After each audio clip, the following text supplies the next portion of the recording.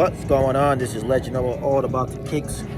Subscribe to that channel, man. Put a like on that button. Jake Paul supposed to be fighting this weekend. Him and his crew and the other crew got into it. Jake Paul didn't really do nothing. You know, it was his crew who did everything. But let me know who's gonna watch that fight, man. Jake Paul, like I said, he came a long way. Used to be an Instagram guy. Now he's making millions of dollars and stuff. Took an L on his last fight.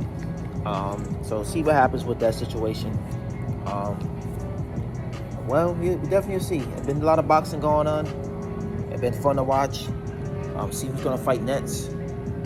So I just loving how everything going with the boxing situation, man. You know what I mean? The entertainment, the funness, and everything. Let's go. I seen Skip gonna use Lil Wayne. Well, Lil Wayne, I think, supposed to be doing. You know, he's supposed to do it on Fridays and everything.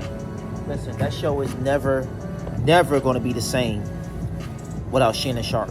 I don't care who they bring on that show. You got to understand, the first person who started that show, anything, it's like movies. Like you see Friday 1. Chris Tucker killed that role. Michael Epps, now don't get me wrong, he did a good job, but he will never beat Chris Tucker. If you ask anybody, they'll take Chris Tucker or they'll take Michael Epps. They're going to say Chris Tucker. Because ain't nobody could beat that role. Smokey was the man. So for anything think I'm gonna play Skip, I said Skip.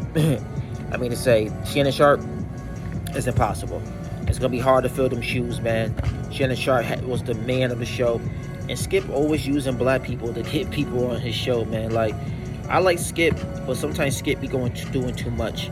And like I said, I don't blame Shannon Sharp for leaving, because if you disagreeing with the person for the next maybe 2 years, we don't know how long was going on, but Skip was just disrespecting him like he was a clown.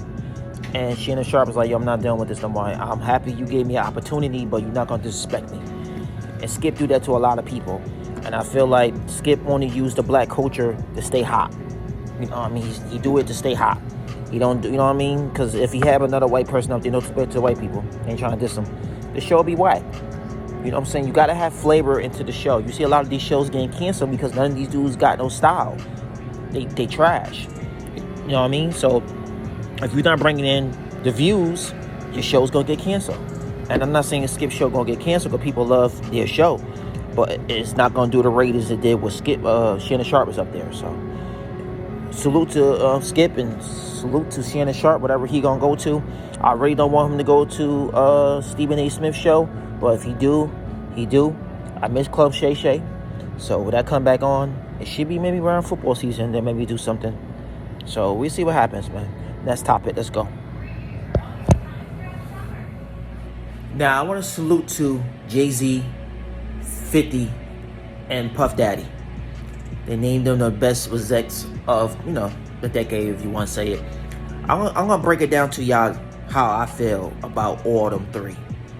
Now, 50 Cent, I'm going to do 50 Cent number one because 50 Cent should be number one on that list. 50 made everybody in his crew rich before they came out with an album and everything. You know what I'm saying? When they did the G Unit album, all of them was getting $900,000 each a year. A year.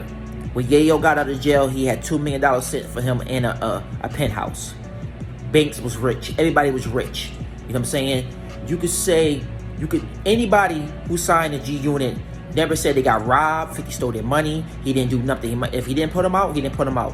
But most of the time, 90% of the time, 50 put everybody out. When Mobb Deep came out there and signed with them, everybody was mad at him. He put them out. The album was pretty good, but it didn't sell like it should have sold. They put that album out. Only one that come out was NOP. NOP signed the end of 2005. Didn't come out with their album. But everybody who came on G Unit dropped the album. If it did good or bad, 50 never robbed them. He spent a lot of money and lost a lot of money on the artists. He had Olivia. Olivia, she wasn't really the person she wasn't the first lady. She wasn't the first lady. She was just not the person for that label. That's why 50 let her go. But G Unit was on fire. G Unit, everybody ate. Everybody ate.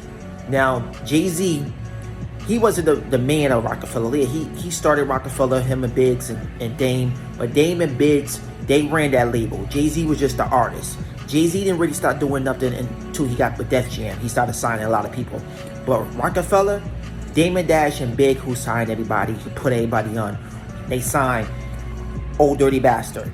They signed so many people on that label that Jay really didn't have nothing to do with, because Jay was mad at a lot of them people they signed. You know what I'm saying? Only one he was cool with was with Beans got signed. He signed Beans. He signed Freeway. But the rest of the people in Bleak, the rest of the people Damon Dash brought in. So I don't claim Jay-Z was just an artist. He built Rockefeller. Don't get me wrong. But for him, it won't be Rockefeller. But Biggs and Damon Dash put the money down just like he did. But they did all the work. And they all got shitted on. And just that. It's as simple as that. Keep it in 100. When Jay-Z went to Def Jam, he signed mad people. He signed Rihanna. He signed Jeezy. He signed Neo. He signed Ghostface. He signed Nas when he was beefing with Nas. He signed him to a big deal. You know what I'm saying? He signed mad people. So I give him credit for that. You know what I'm saying? We give him credit. He signed Rick Ross. You know what I'm saying? All them artists right there is platinum artists. All of them sold 2 or 3 million albums immediately. You know what I'm saying? Only one didn't go platinum was Rick Ross. He got like 1 platinum album, but the rest of his albums is all gold. But Neo went platinum 3 times, 4 times in a row. Rihanna 3, 4. Rihanna went platinum like 8, 9 times. Nas went platinum all the times on Def Jam. So Jay did a lot of work over there. But when he was with Rockefeller, he didn't do no work. And if y'all disagree with me, Damon Dash did all the work, man. He suffered tears and everything, and he got shitted on. You know what I'm saying? That's the way the game is. You know what I'm saying? It is what it is. Listen, man, subscribe to the channel, put a like on the button. Oh, I forgot. Take that back. I forgot to do Diddy. Diddy made a lot of people stars, man. People could say, oh, Diddy robbed a lot of people, but Diddy spent a lot of money on these artists. But you gotta understand, Bad Boys was on fire. 94 to like 2004, Bad Boys was on fire.